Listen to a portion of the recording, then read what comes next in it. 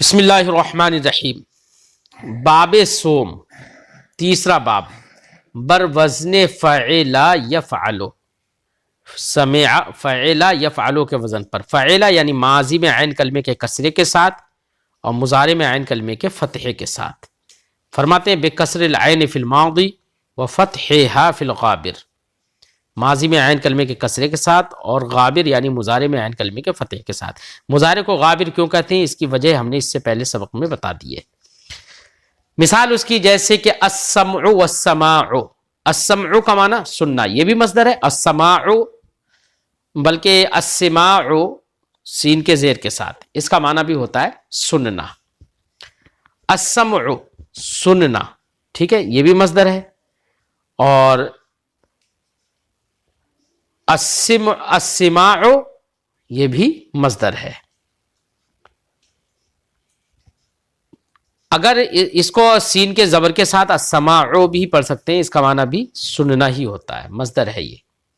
السمع والسماع سننا، وہ یہ آگے بتا رہے ہیں شنیدن سننا، وگوش فراداشتن اور کان لگانا، گوشت فراداشتن کان لگانا،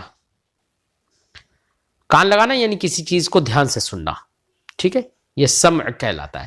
اب باب ہمیں کرنا کیا ہے، ماضی میں عین کلمے کا کسرہ رکھنا ہے اور مضارع میں عین کلمے کا فتح رکھنا ہے۔ جیسے گردان اس کی دے رہے، سمع یسمع سمعا فہو سامع، سمع اس نے سنا، یسمع وہ سنتا ہے، سمعا سننا، فہو سامع تو وہ سننے والا ہے، اس میں فاعل ہو گیا۔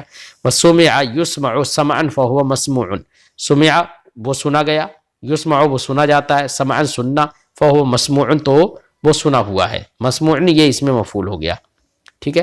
الامر منہ اسمع والنہی عنہ لا تسمع، اسمع تو سن، لا تسمع تو مت سن، نہیں کا معنی ہو گیا۔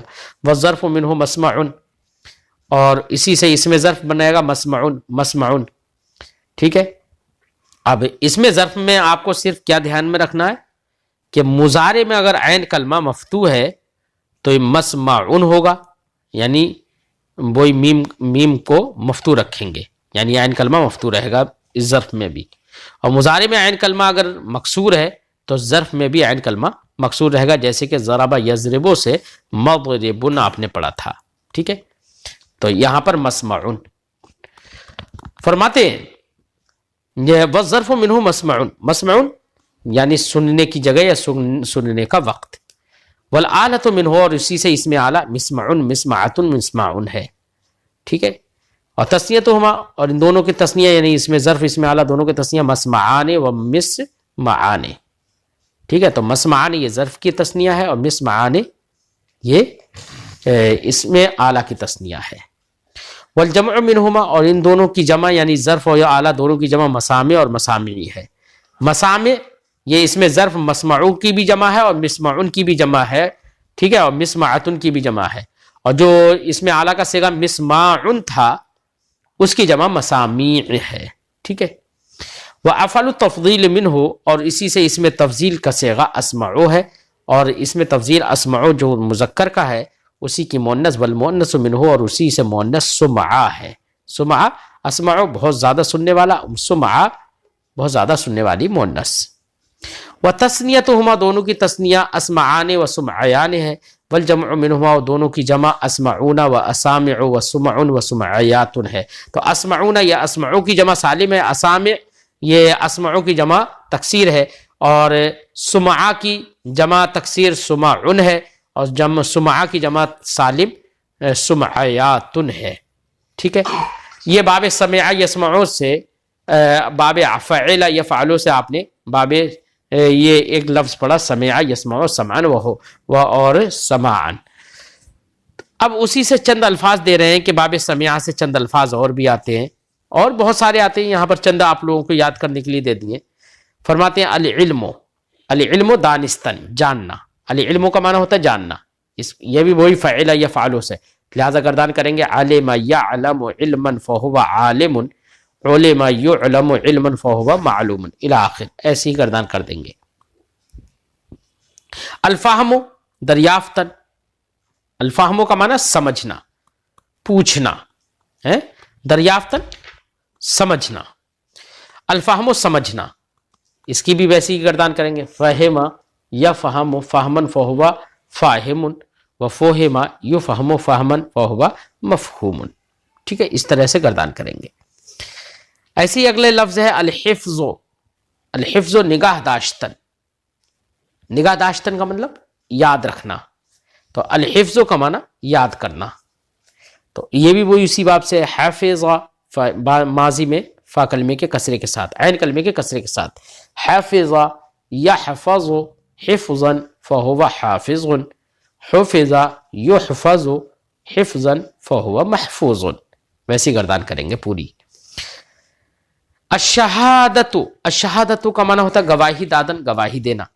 اس کو بھی ویسی اسی باب سے فعل یفعل سے شاہد یشہد شہدن و شہادتن فہو شاہد و شہد یشہد شہادتن فہو مشہود الی آخر. ایسی آخر تک آپ گردان کر دیجئے. الحمد ستودن. ستودن کا معنی تعریف کرنا. تو الحمد کا معنی تعریف کرنا، یہ بھی باب فعل یفعل سے حمد یحمد حمدن فہو حامد. حمد یحمد حمدن فہو محمود. ٹھیک ہے. الجہل نادانستن، نہ جاننا یعنی جاہل رہنا. ٹھیک ہے. تو الجہل مصدر ہے، یہ بھی کس سے ہے؟ باب فعل یفعل سے، یعنی باب سمع یسمع سے. جیسے جہل یجہل جہلا فہو جاہل وجہل یجہل جہلا فہو مجہول. الامر منہ اجہل والنہی عنہ لا تجہل. الظرف منہ مجہل والآلۃ منہ مجہل ومجہلۃ ومجہال وتثنیتہما مجہلان ومجہلان والجمع منہما مجاہل ومجاہیل وافعل التفضیل منہ اجہل والمؤنث منہ جہلا. جہلا الف مقصورہ کے ساتھ پڑھنا اسے. ٹھیک ہے. ایک جاہل کی جمع جہلا آتی ہے، وہ الف ممدودہ ہوتا ہے جہلا میں. ٹھیک ہے.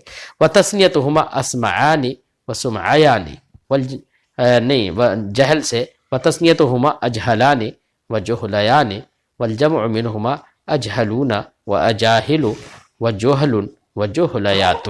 اس طریقے سے آپ سارے صیغوں کی، سارے مصادر کی گردان کر لیجئے گا. ٹھیک ہے.